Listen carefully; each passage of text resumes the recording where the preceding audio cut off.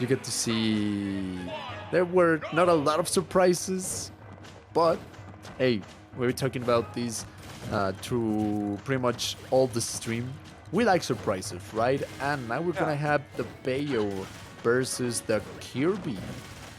I'm uncertain how this matchup is gonna play out. This is the first time in my whole entire existence that I have seen this play out.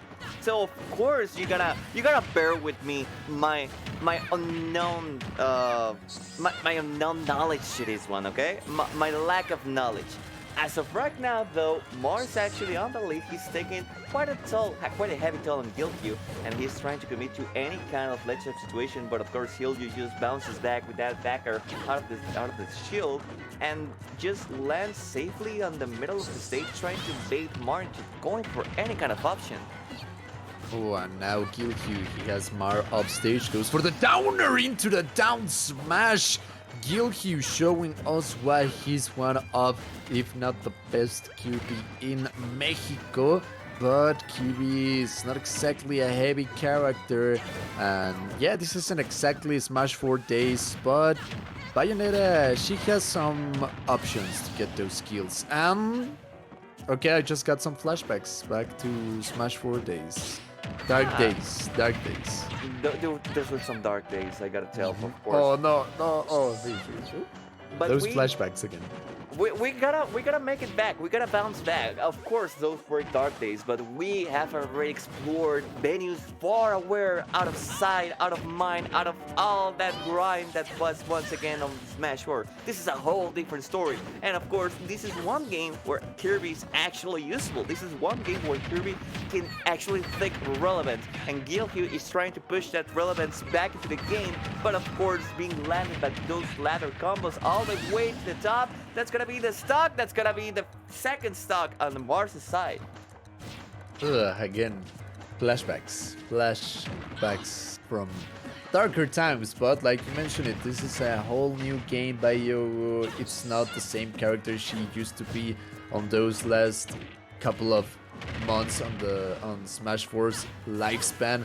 But now Guilheww has Mar on 96%. How is he going to try and get this kill? Because for the fair, a little bit more patience on the side of Guilheww. He's just trying to see what option Mar is going to go for. And I really like that patience, but the forward smash for Mar is going to put Guilheww already at 34%.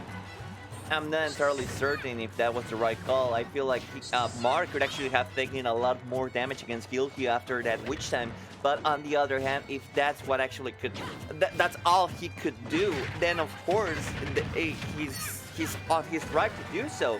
And he's trying to chase Guilheww once again all the way to the top, not quite landed it, but already 130%. Guilheww on the verge of losing this game number one. And you already know what my grandpa once said, but of course that's gonna take a heavy toll if Guilheww doesn't understand at this point how to play against Mar. Yeah, and he's gotta understand it right now. Even if he loses this first game, if he actually finds what he needs to fight against Mars Bayonetta, I think that he's going to have a much easier time for the rest of the set. But things are not looking pretty good for Guilheww on this first game. He's pretty much a sneeze away from dead. Yes, and it's gonna be 186 against 34. That's as you already said. This is quite heavy to come back from. It's. I mean, Guilheww could actually manage to make it back, taking in account the fact that he's got full range, and Bayonetta could actually lose from anything at this point. She's pretty much crystal made of. But I'm uncertain. He manages, he does it, and he comes back from it. Guilheww once again showing up why he's the best Kirby in this whole business here in Mexico. Okay. That's the inverse of a commentator's curse, the commentator's blessing once again. I'm gonna just say that, well, looks like Guilheww, he made a comeback, that's for sure. He made the comeback with the Kirby. Wow. I'm I'm surprised. I'm excited. I'm excited. And now we're going to Lilat. Pretty controversial stage. I mean, sure, it doesn't have the sway, but I think that is still a pretty controversial stage. Yeah, there's a lot of people that try to defend it. There's a lot of people that try to negate it, to get it off of our stages list. And then there's other kind of people like Zerg that they just pretty much suck it dry. You know, they suck it dry. And at this point, I don't care on what side of the story you are.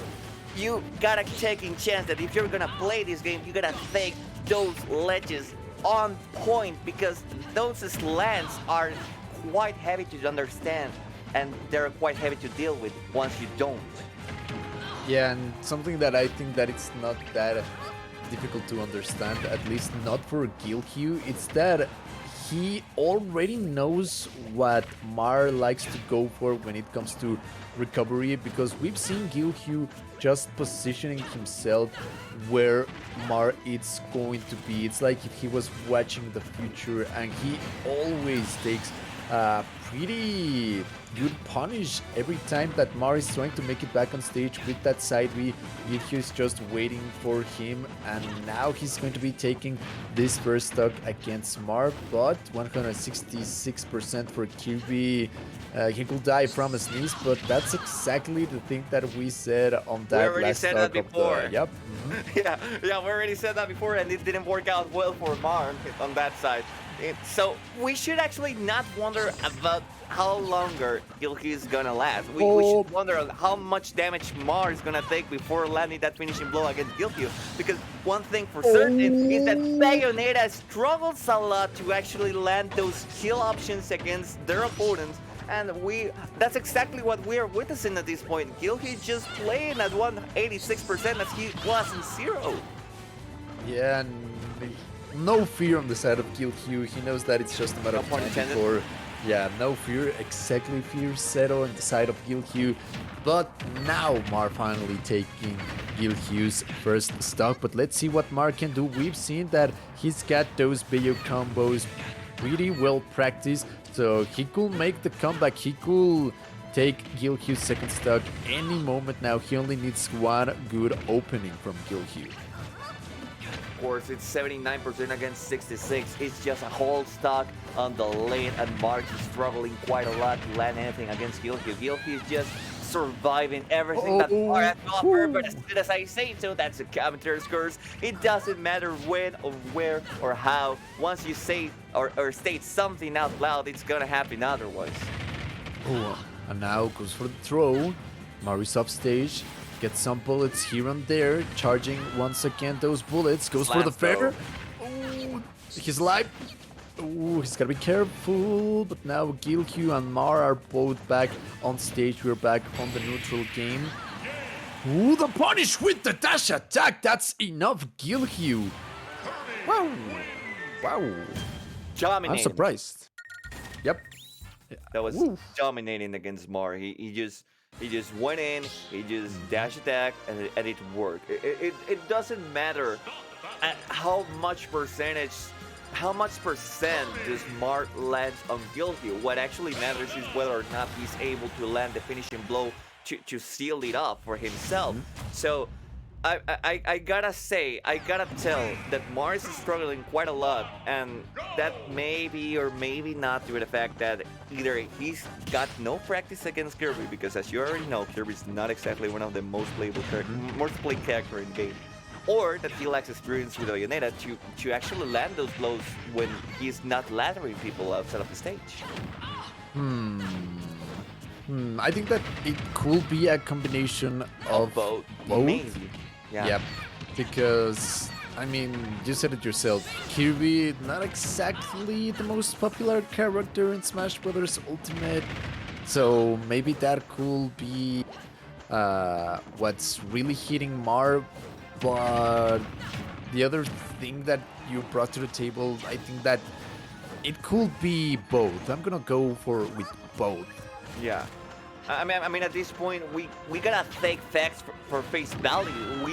We are left wondering why Mar is not able to land that finishing blow, and of course, he could actually go all the way to the matchup expectative, to the fact that the low profiling of Kirby makes it harder to land anything as Bayonetta. On the other hand, Guilheww has already taken the first off with the back air. He's managing to make it back. He does so. Mar tries to take the lead with the dash attack, lands absolutely nothing, and this is the struggle, but Mar once again taking a couple against Kirby, not dealing enough damage to make it stop. Not even the jab. Nope. The DI Gods are smiling upon Guilheww. They allow him to live another day to fight another night. But now let's see if Guilheww can pay his respects to the gods and maybe get Mar to the 60% mark. Forward throw, it's not going to be enough. I mean, these DI Gods are really favoring Guilheww right now.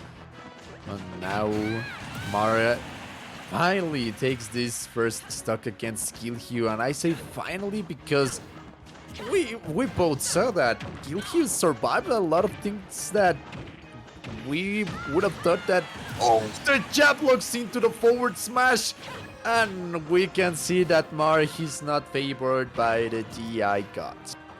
Sadly, he's not favored by them at all. He's just unfazed. They're unfazed by Mar's existence. He's just another dust in this whole existence. But on the other hand, Mar, as the god slayer that he is, he's just trying his hardest to actually make it back into his set. He's on the virgin losing end of this set, but this is still plausible for him to make it back. As long as he manages to land those ladder combos and those mix-ups, he may be able to do so. Ooh, and now Mar, he's just running away from Guilheww. Guilheww's going for this super aggressive playstyle with the Kirby. He's just trying to catch Mar before he lands because he's just so used to the way Mar has been moving, and now it's not going to be enough. Mar needs to make something happen for himself. Mar, on the other hand, he tried to go for the forward smash, expected Kirby to release the rock transformation at the ledges, the level. Sadly, that was not paid off at all. He's already on 96%. Just tried to dance around Guilheww. Guilheww's already on the Bayonetta hack, and not exactly making usage of it, but I feel like he's got a couple of things that he can pressure on using the guns. It's 98 against 96. That's the first, and two, that was the third jab, but that one actually whipped. And I feel like Mar's just struggling a lot to land anything on Guilheww at this point. Yeah, we've seen that he's been getting a couple of hits here and there on Guilheww, but anything that's okay with the jab, it's going to be enough. I was just about to say that he's been getting some hits on Guilheww, but nothing too substantial. But now that he got Guilheww's second stock, if Guilheww made a comeback, could Mar do the same thing? That's the question for today. If he... Nope. Cancelado. Denegado. Yeah. As much as we want to, as much as we need to, as much as we crave for a game number 4, a game number 5, once things are settled the way they are on stone, it's quite hard to bounce back. This is not gonna be the day that Mar faces Guilheww and gathers victory, but he may have another chance and take a lot of experience that he has taken by being all the way to top 7 on this tournament, to top 8 in this tournament. Yeah, and that's exactly what I was about to say, that Mar, if we go just by this set, the story could be looked on a different way, but like you said, he made it to top 8 on this tournament, and it's a pretty stacked tournament. We have Chad, we have Blair, yeah, so I really